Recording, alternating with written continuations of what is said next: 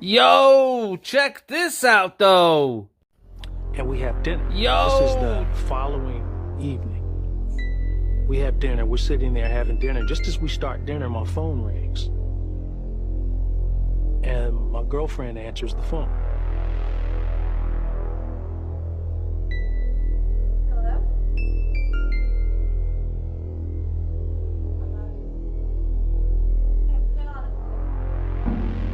All the color went out of their face.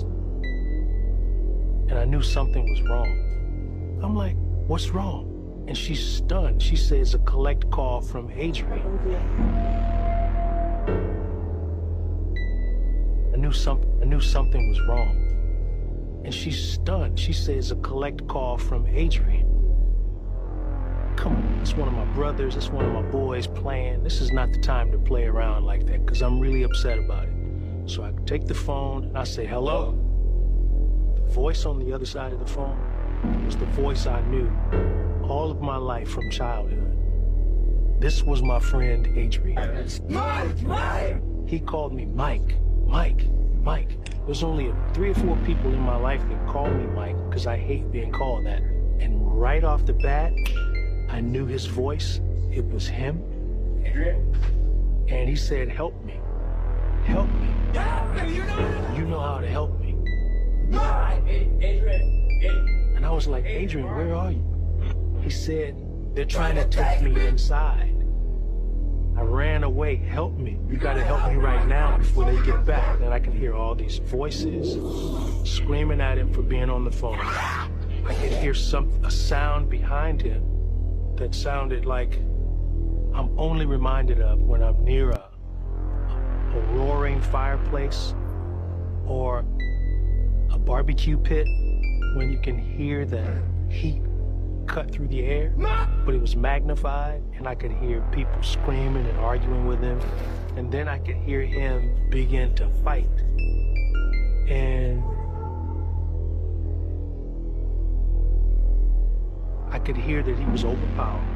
And he kept screaming, no, let me go, no, I'm not going, I'm not going, I don't want to go there. Adrian, where are you? And he was screaming my name. The phone just went dead. The sound dissipated, and that was it. I stood there for minutes. It's very haunting to be on the phone with a person that you can't help. And I talked it over with my girlfriend. She told me to call the operator and see if the operator could put a trace on the number. I tried that. That didn't happen. The operator told me it should be reflected on my bill if it was a collect call. When the phone bill came, I knew the date, the time, everything. There was nothing on my phone bill to reflect that telephone call.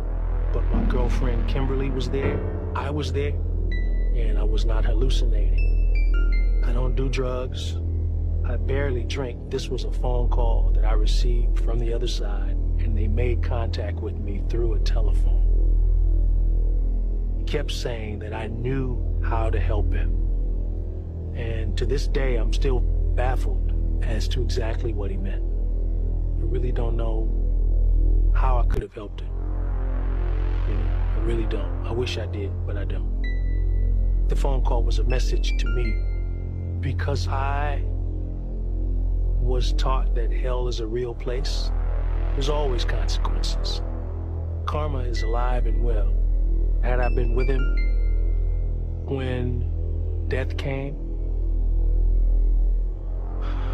it could have taken me as well.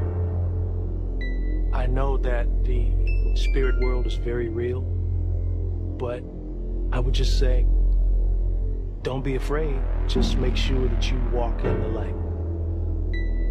That's it. That's the only protection you have.